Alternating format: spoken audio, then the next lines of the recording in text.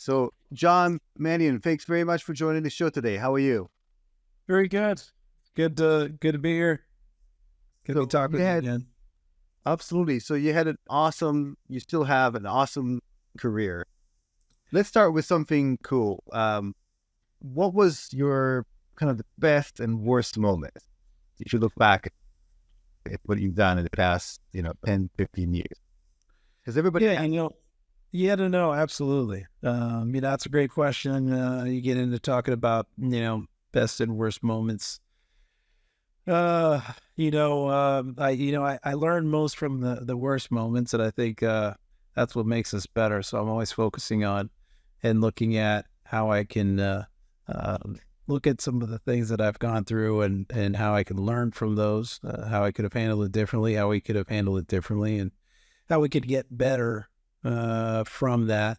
I think so. To highlight some of the worst moments, I probably have quite a few from my previous organization at Consensus.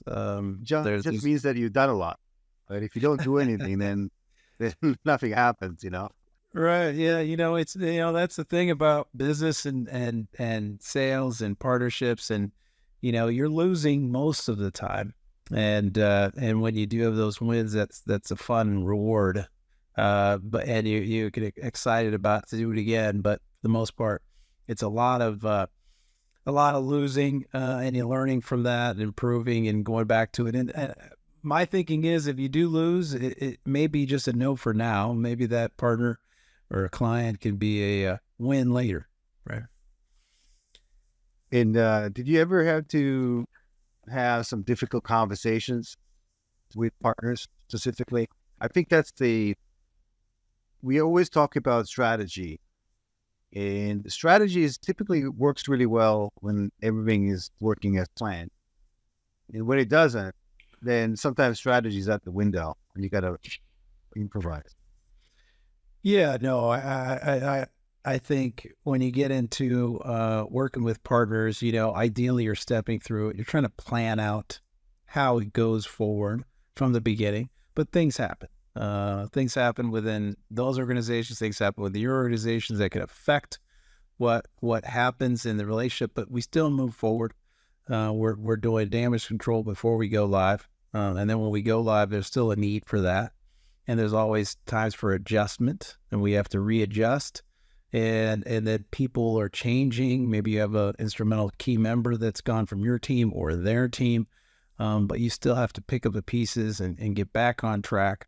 And it takes a relationship, a cadence.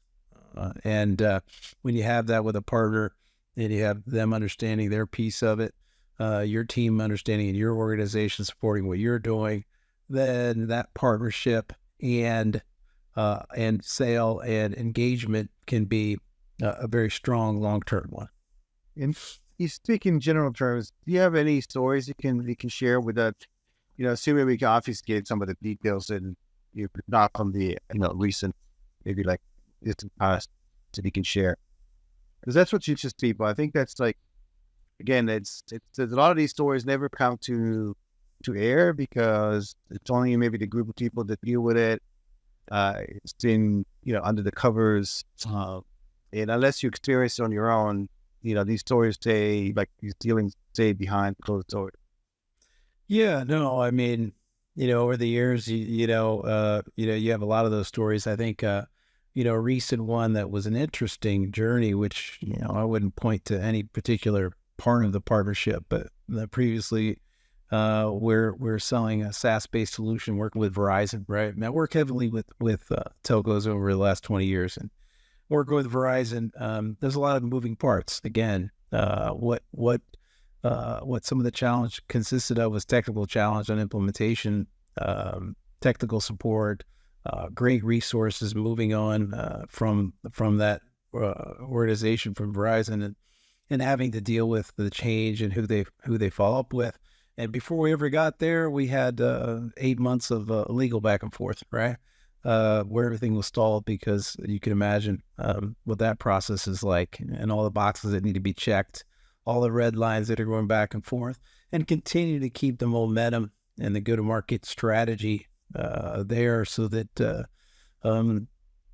we can be successful in the go live and the go to market and the sales enablement with the sales team and the sales engineers. And then once the orders start happening, how do we process those? And how do we implement those? And how do we receive those? And how do we remedy any errors on the back end? So there's so many pieces that go into a strong partnership. You can expect the unexpected. If everything goes smooth, great. But you expect it to go sideways almost daily. And if you do that, then you're prepared. And I think that that's the biggest thing is being prepared for outcomes that may not be ideal. And I think going into partnership, like, what if things happen here? What if things go there? Because you're prepared for it. And then when it happens, you're not as surprised, and it doesn't fall to pieces. This just needs some fixing, back on track, and you work with your partner, or you do what you need to do for your partner to make sure that that happens. You mentioned it takes so long, right, to even have the agreement in place, the T's and C's, and there's a saying, the time is the killer of all transactions.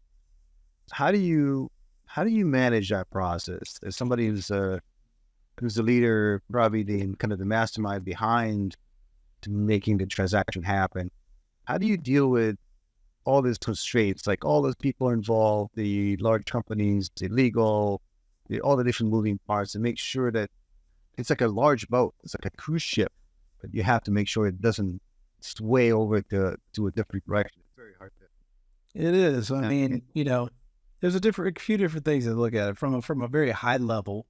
You look at everything as not an end goal, but a journey, right? And when you're going through it, the first journey will be to get the contract and do the kickoff. The next journey is onboarding. The next journey is, how do we improve this relationship, right? So, but the first goal is get the contract and start the partnership. And when you start with the end in mind, you kind of walk back all the pieces that need to be there, and you execute a high level plan and list on what we need to accomplish and what sort of time frames we think that they'll fall in. And the first phase may be getting their buy-in. That we thought it was going to take 3 months. It takes 9 months. Maybe it's an urgency. Maybe it's a priority. We hit them at the right time. It's a priority, right? So first you get their buy-in, and then it's working through from there. If our solution is what they need, right? Do they want this? Do they want to go to the SMB space with a security offering? Is this security offering the right one? Are we going to provide the right support for what they need? Are they going to target the right areas and markets to go after? And you start to define these different things, and then you get into it. The planning is important, and making sure that you have all the resources that you need on the back end, and you're outlining what those are, so you're not showing up again ill-prepared.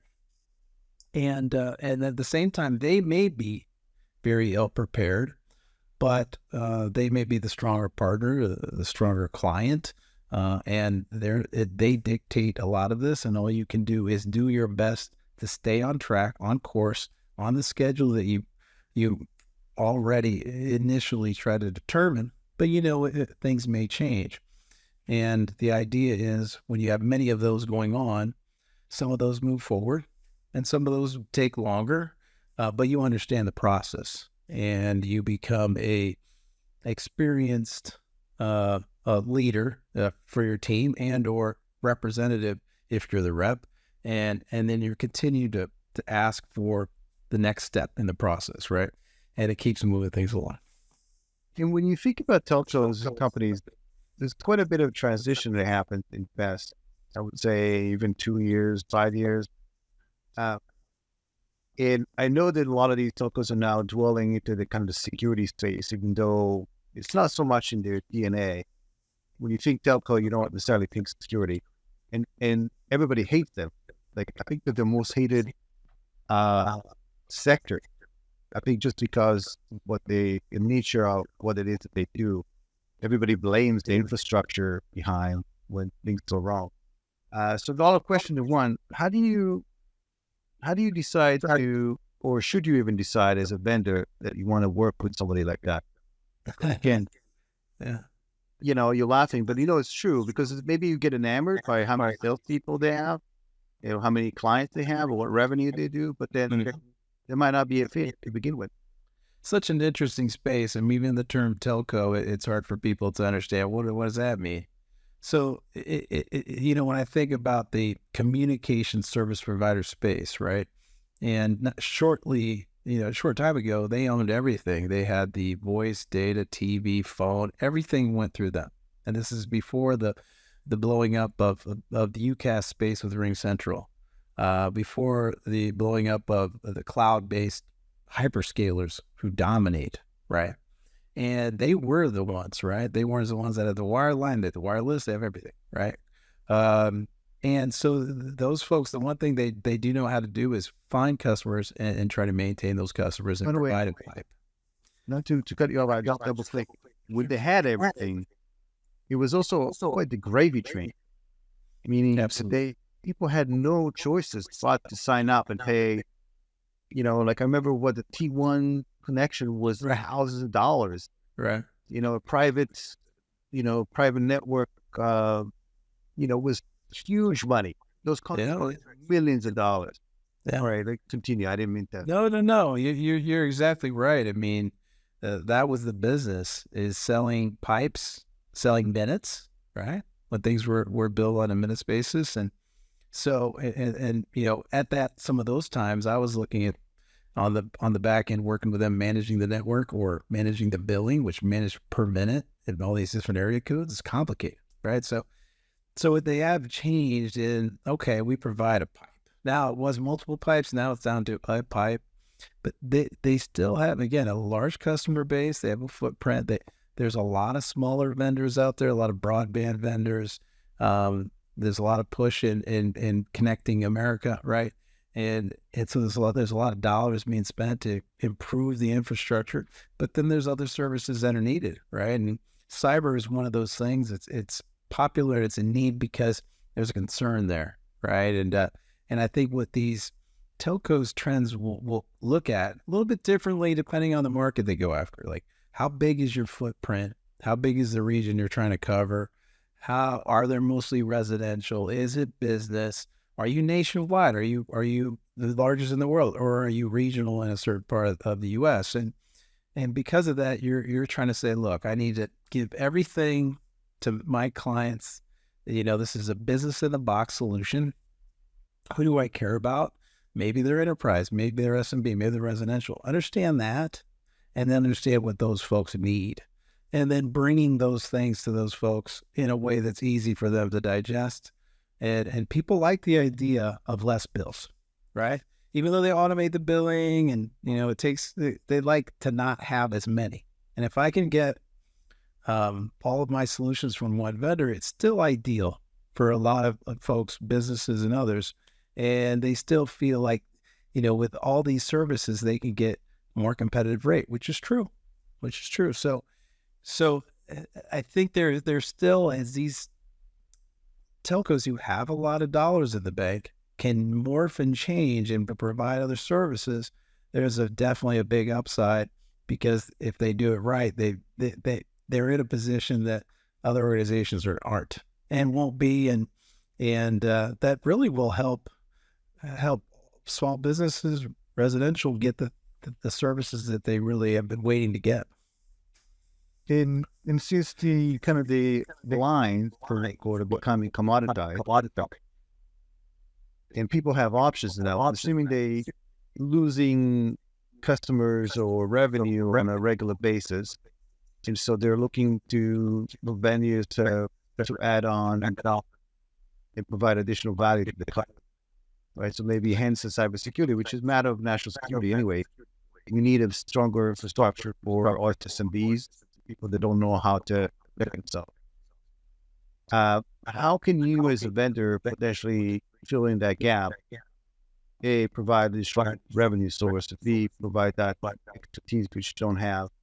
And how do you even manage that whole relationship? Like, let's say you're a vendor of 200 people trying to work with an organization of 25,000 with all the intricacies associated with working with such large enterprise. Even I'm assuming even creating the combined billing is, let alone No, I mean, I think that's the one thing that, when you look at communication providers, that typically they have infrastructure. So they have the strength of the billing, and if they have those engines in place, right? So rolling out new services, that doesn't need to take as much change and transition as if you're looking at MSPs, managed service providers, who are offering these services. They're getting more and more complex. How big are they? But then managing it on the back end can be a challenge, right? So no matter where they're coming at, and they are colliding in a good way, right? So there are more options for businesses and people to get these services. But the one thing that the broadband telco space, they haven't gotten into the application layer, if you will. They haven't. They've been more of a commodity in the fact that you need this service, this pipe. I don't care what you use it for. Here you go. Now they get into a space where what are you trying to do? Oh, you're a small business that does this. Well, you don't even need to know the details. You do need security. You do need email service. You need backup. You need so forth. And if they can get in that discussion where they can provide those things that most organizations generally use, almost like utilities, right? Then, but communication utilities, then they're providing the service that they were prior, which is communication tools, right? Which is why they're a communication service provider, right? And some choose to just be a portion of that, and some private providers want to be wholesale, right? But if you're taking this to the businesses, then you want to have a solution that gives them communication tools in a box, and that's where you have to learn a little bit about some of these applications. And for security, if you put the right tools in place with a unified dashboard that can do many things, that's one of the things Quorum does, is centralized dashboard. It can be easier. It's not as hard as it was, right? And now, because these more recently built tools and technology, there's a lot of automation in there. I dare to say the word AI, but there's machine learning, there's automation that help speed up the process of remediation, as opposed to legacy where you had to dial in. You got to start to read it. Only some people can read it. So now there's a lot of automated functionality there, which is tremendous in helping speed up the amount of endpoints that can be protected. And the other challenge is talk about rules of large numbers. Potentially every little things that when you have a team of 10, 15, it's not a big deal. You can somehow work out the kinks. So we're talking about some of these regions have to do millions of dollars in revenue. And so everything get amplified. What kind of, nuts and bolts or like infrastructure or the pipes, pun intended, that required to have all of this happen and generate that massive revenue? Yeah, it's, when we work with, all size providers, right? But these providers have large infrastructure. They're also using some of the cloud-based providers for some of the infrastructure support. We utilize them as well, and that's where security is important from that standpoint. And this has really been the story of cybersecurity. Has been it brings it to the enterprise space. The complexity is there, right? Having a chief information security officer is everyone has one, and if you don't have one, you're getting one, or you have a director of security and so forth. And there's a lot of different vendors, and it's diversified because you have the resources and the teams. But going down market, and so you have the infrastructure going down market, it's harder to have those resources. So you need tools that are better centralized. But definitely, it's definitely one of those things where in the telco space and the communication provider space, there's the big tier 2s, the tier 1s, and they have the majority of infrastructure. And then regionally, there's small infrastructure set up for the small tier 2s, tier 3s. And they're the ones they have a small group managing what they have, and they need tools that are easy for their customers, easy for them to manage. And although diversification can be great, with the lack of resources, it could be next to impossible. And then the choice becomes, I'm not going to do anything, or I'm going to use the legacy piece. So that's where there's creating this great divide. So, the one thing, we're doing, other organizations are doing as well, is to, how do we make this with automation and centralized dashboard, make this easier for these organizations to manage this tech and get this tech at least 95% of the way there without this huge investment. And how do you propagate kind of the knowledge transfer from your organization to some of these telcos? How do you make sure that the word on the street, or the sales force understands it and is able to communicate the value at the customer? Because especially when the product does so much, platform does so much, and you have different areas of benefits to the client. How do you propagate that? That's a part of kind of a robust channel program to be able to. Yeah.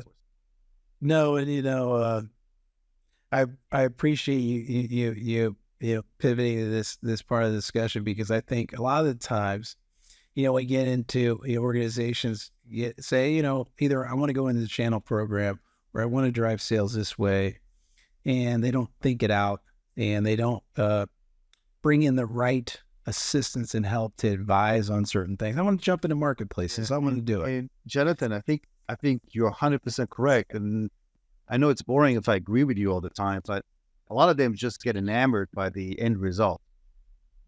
Okay, if we can get this partner, we exponentially increase our sales. But they don't think about what it takes to get from the point you are right now to that end goal. And it's very intricate. There's people like yourself who've been there, done that, and had the start and show for it. Yeah. No, I mean, it is exciting, the potential. And there's different things. You get a market with an enterprise group. Oh, it's just the right people in here, and I'm going to get these big logos. That's not that easy. You build a channel or a call center, and you call this pitch, it's going to work. It's not that easy. You have a channel program. We're going to get these telecom broker master agents in, and the doors will open, and distribution partners like this. Well, no, unfortunately, no. And it takes knowing which ones are mature and have a real program, and do they have a real program for your products, and how do you go about selling it? Is your organization prepared to do that? Do you have the right sales organization to do that with this particular marketplace? There's so many layers to it. And I think, it takes having the right folks to give you the right blueprint and plan. And then you need that same organization to consistently say, okay, you're on track. These are the sorts of folks you need, or you're off track, or you shouldn't go down this road, and here's why, right? And that advisory role and action is typically not taken, and typically it becomes just failure after failure, and maybe some successes, and maybe those are repeatable successes. Maybe they fell into it, but it's hard to get across and educate groups that maybe have success in one area of channel, but maybe not in others, and apply it across the board, because one size does not fit all. And so you have to look at everything differently. And one marketplace could be great, one's not. One distributor could be excellent, another absolutely not. And then what are the products that you're offering? What's the segments you're going after? What verticals are you going after? All this needs to be analyzed and discussed, and then have a plan on which one we're going to do in this quarter, this year, and so forth. So that was a kind of a high level overview, and I would love to get down into the weeds, maybe some topics of what you discussed. Sure. So the first, you're big into getting buy-in from executives to even start like a real channel. Why is that important, and how do you convince? Or if you need convincing, like, because some companies just say, well, we don't want to do channel, we're not ready for it. Yeah. There's a whole kind of hurdle. So how do you start? Yeah, I've been in that environment. I've been in that environment where an organization says we really want to do channel, and then you find out that there's been 5 folks before you that started it and never completed it, and it their fault, or maybe it was the organization had a lack of support, right? And it sounds like you're speaking from experience. I don't know if it was a 5 number, but Yeah, change it a little bit, but maybe yeah. between 2 and 7. Yeah, and the thing is, and you still could have a lot of success, which I did at that organization, and still was able to prove it. But at the end of the day, you can only teach an old dog new tricks, so to a certain degree, right? And that's okay. The point is, you what you're able to do in that role, you understand the organization, say what you can do. And so when you do an organization, you say, look, are you a direct sales organization? Okay. Are you a channel organization? Most organizations should say, from a leadership perspective, we're both, right? And we coexist. We work together. And here's how. And you tell us how if we don't know how, but we're committed to this, right? Because at the end of the day, Can you really be both? I believe, depending. Again, so it depends on your products, right? It really does depend on the products, the verticals you're going after. Are you selling to segments of SMB, consumer, mid-market, up to enterprise? So it really does depend, but the way you go to market has to be specific to that segment in that vertical, and that has to be part of the plan. And maybe it's a direct for this particular segment or vertical. Maybe here it's all channel. But if you don't dissect it and look at it through those lenses, you will miss some things. And can you have 100 different ways you go to market? No. But can you have a few? Yes. And again, you have to prioritize. And you have to have a strong plan and a committed team that understands the plan, and use the tools. There are some great tools out there. The tools can't do the job for you, but the tools can be assisting you to do the job. If you have a tool that does great recordings and great information, and you learn from it and you get better, and you're always looking at getting better, great. If you have tools that you're using, but they're not increasing the knowledge you have as a team, there's no coaching happening within the organization, your rate of closing is still not going, it's going the wrong direction, then the tools don't matter, right? And you have a challenge there where you have you need to look yourself in the mirror and say, do I have the right leadership here? Do I have the right directors here? And that's a tough question. But again, you have to step back and say, look, what's my end goal here? Revenue. Revenue is my end goal. So keeping that in mind, what do I have to put in place so that we are successful? So let's assume that you successfully managed to get buy-in from the executive team, and they had to decide to be a hybrid channel versus and direct, or just strictly channel. What does and you got hired and to clean up and decide to go ahead? Like how does the first 90 days look like, and how do you monitor that you are in the right path? And what is the moment? Is there a moment where you like unveil the curtain and you start all of a sudden start channel? Like how does that work? Like you crack something and then all of a sudden like we're now channel? Yeah. No, I first of all, it's never you hear these stories about enlightenment. There's no bright light that happens, but you start to see things differently. You're not waiting you stop asking the question. Do I know channel? You know channel. You don't need to go ask a guru if there's enlightenment, right? So I think, when you get into an organization, you're always evaluating initially, and you're evaluating how and where we're at today, and what resources we have, and what are we good at, and what does leadership want? And then you come to a certain point where you can start asking. You already ask a lot of questions. And I think the key to everything is continue to ask the questions, right?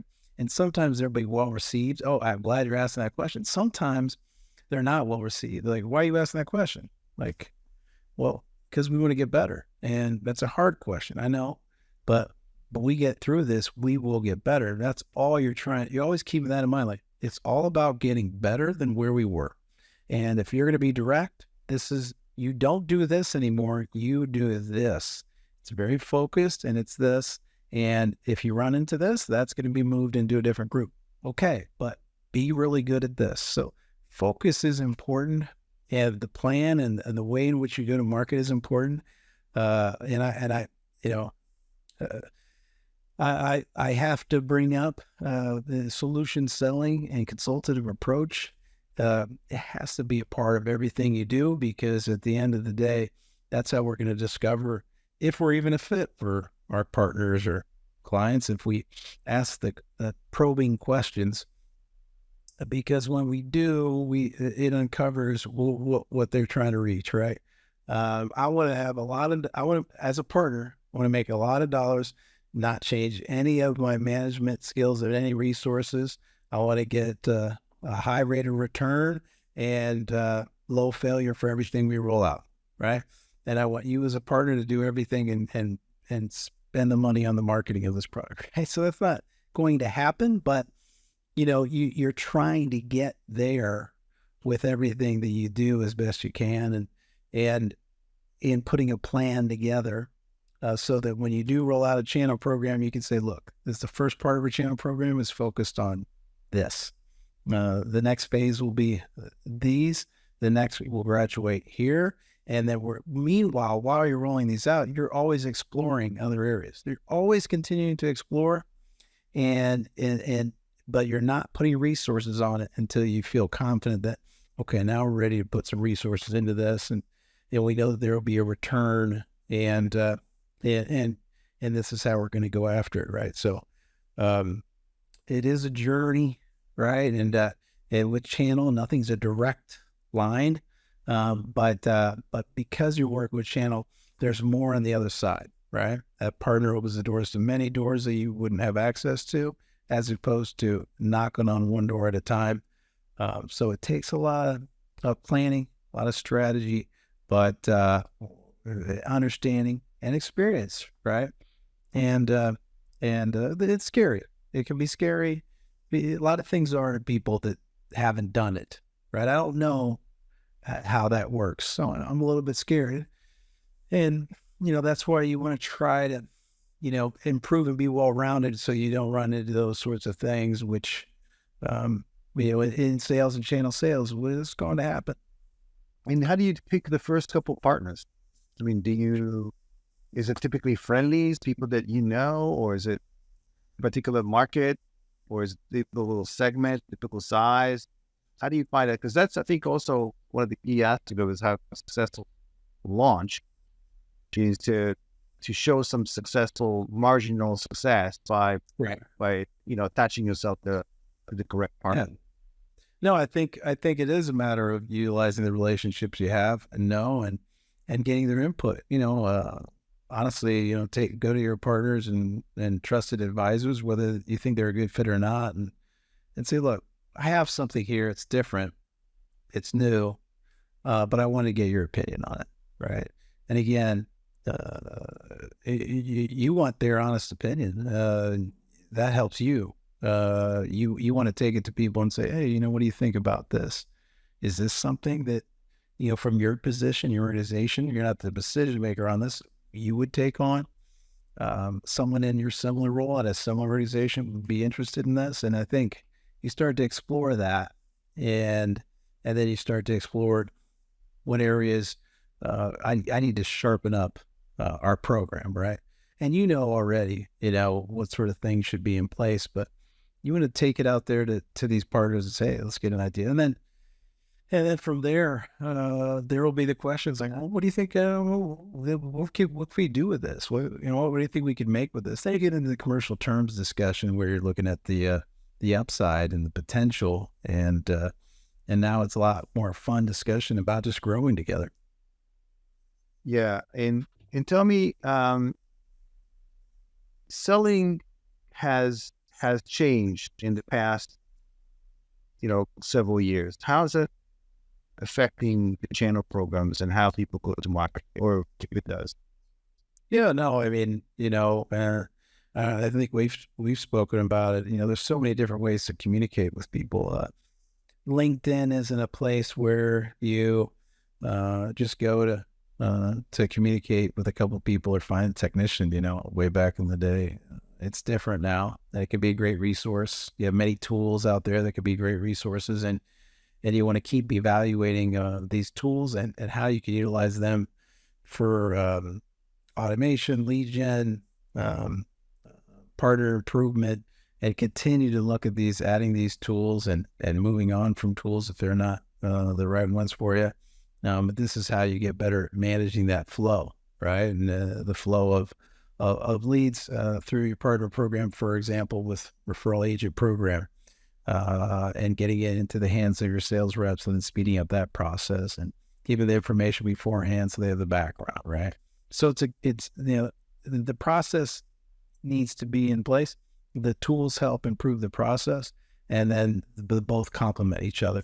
You improve the process because the tools are there, and then you improve the tools based on the process you're putting in place, and then the execution of the teams continue to educate, learn, and get better, and then everyone's rising, right? And again, the idea of getting better is what helps motivate the team, and they're like, oh, they find different ways to add to and improve the process, right? It becomes a cultural thing, and then success will follow. Do you find any exciting technologies that are shaping the need of companies to get more security solutions? We've seen like just a deep fake, some AI, some phishing is always in the news. Any kind of driving, because what we say is like, tide floats all boats. From a cybersecurity perspective, there's never a dull moment. We always see these are new. So is that what pushing the market to go downstream into kind of the SMB space as well? Yeah, I mean, I think from a security standpoint, the more technology is out there, the more things that'll be utilized. Whether you have your mobile devices in the workspace, IoT devices in the workspace, that's big in getting into medical, but IoT is big. How we protect those, getting into network protection, the various ways we do network. The more we're networking, all these pieces, and then the creative ways in which the phishing attacks come, right? We have to make sure that we're maintaining this, and at the enterprise level, they're looking at all these things because that's a full-time role of an individual. But down market, it's not, right? It's not being looked at, and the tools there's a lot of gaps, right? And so to go down market, there is a big challenge with the cyber companies that are down market, is because how they fix a lot of these areas that are not being managed by multiple areas, but by minimal, right? And how do they continue to add different modules and tools so that they can have that protection? And there's always new tech coming out, so that is kind of the challenge of the game. And it's exciting from a business perspective that there are more tools. It's a challenge from the cyber, but it's also what keeps us in business. And being in telecom and tech since I started, and I don't know, I keep coming back to it, and you do as well, because that's the geeks that we are. But that's what it is, and it's I think it's an exciting time. It's also it can be a nervous time. Yeah. And so how did you get started? I'm just curious. It's funny. I was in the Chicago, outside of Chicago in Illinois, and looking at different careers. And if I had got approached by more insurance companies than I ever thought, and I said I can't go into insurance. I don't even know. Insurance is a very good business, and but there was an opportunity to get into technology, and I said, okay. You look at different technology companies, and approach company, Lucent Technologies, right? New cutting edge technology company, formerly part of AT&T. So it wasn't that new, but to me at that time, not knowing very much, it was very new. And honestly, it was a exciting team to join. The amount of acquisitions that they were doing per quarter at that time was tremendous. And it was very overwhelming, but very, very addictive in a way. And then that's what exposed me to call centers and telecoms, and now I was stuck in a good way. There's a lot of So, automation now, part of it, quote unquote. so much. Yeah, I've seen auto dialers, conversation bots, uh, automated content generation. Potentially, are we looking at a whole channel in a box, like automated system within the next 10 to 16 months? It's such a great term in technology too. No matter where you go about it, in a box, right? And some of the Well, black folks. box, meaning you have no idea what's inside. No, that's true. Yeah, the black box too. So there's always these boxes of products that everybody's trying to put a box, and you're not wrong, because that's really what you want. You want to say, okay, I got everything here. That's all. Yeah, but there's always something else that needs to be put in the box, right? And that's true too. But I think that there could be complete automation. I think there will be more and more automation, but I think there's going to be more and more areas that need to be protected. But I do think automation is going to be a great help in a lot of the remediation and management of the networks, which is operating at a very fast speed and will continue to operate at a faster and faster speed. So, I think it'll get better. I do think cyber, although it's been around for some time, it's still in its infancy, and there's a lot of areas that can improve. But the consolidation is going to start happening, and the centralization of this is going to start happening, and definitely the automation will continue to improve, and that kind of goes across the board with a lot of things. But I think what ChatGPT has really opened the doors to people's minds in allowing this to be a real thing, and it'll continue to expand and improve other areas that aren't necessarily related to that initial. But it's gonna be exciting, and I already see it happening with Coral's applications and in the space of cyber. So. You don't think the last channel manager has already been born? The channel managers will be automated. I think there's a place for marketplaces. There's some places for some things to be automated, but there's always going to be a place for relationships to be started and managed and coming in to problem solve. But it'll look differently, and different skills will have to be sharpened, which I think a lot of people are up for it. Again, it's just evolution. People like to learn, and people want to learn, and people want to improve and do different things. And the skills start to change, right? But I think the skill of any good channel manager and channel leader is understanding, adapting, stepping back, and trying to problem solve, and then continue to build relationships and open doors, and that's not going away. Maybe some of the details of how we do it may change. Yeah.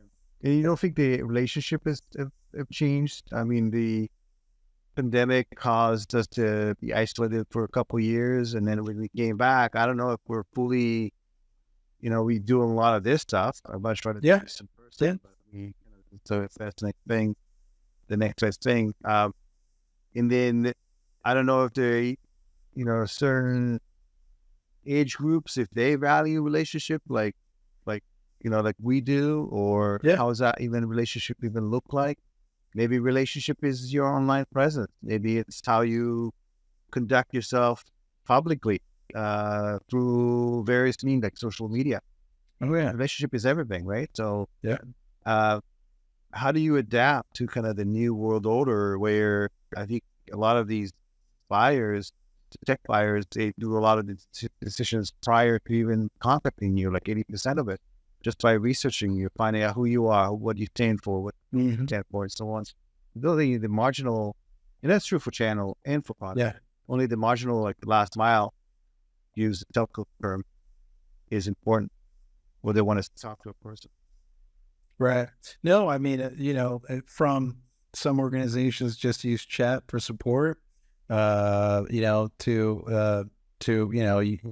hard to get someone on the phone because it's more costly, right? So you walk it back just a few years ago, you look at Apple was a product. It's a consumer product. It was built for consumer, and now it's a big part of business.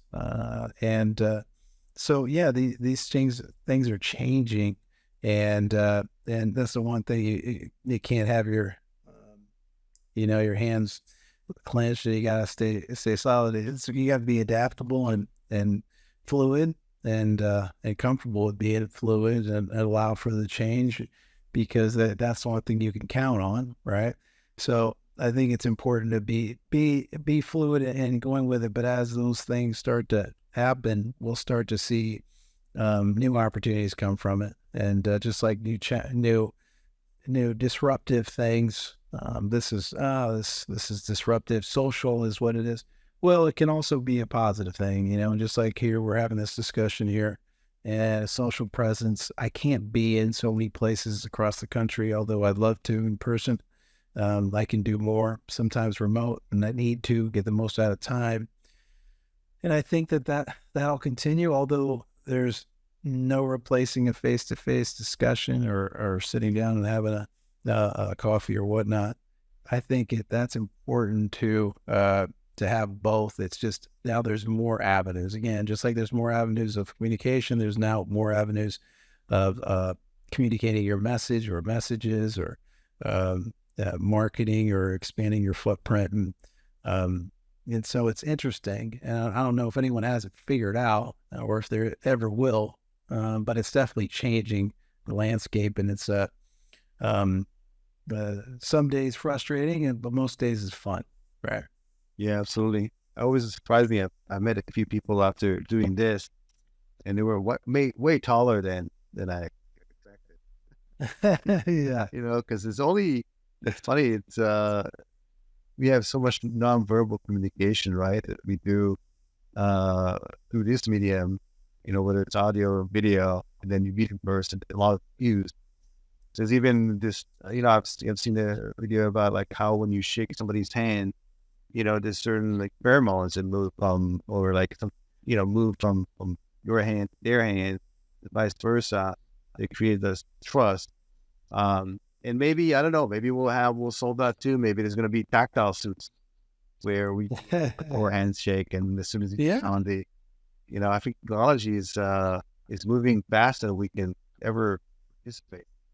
Absolutely. Yeah, that wouldn't surprise me if there's something of that nature. But I do think younger generations still have the need for the same thing.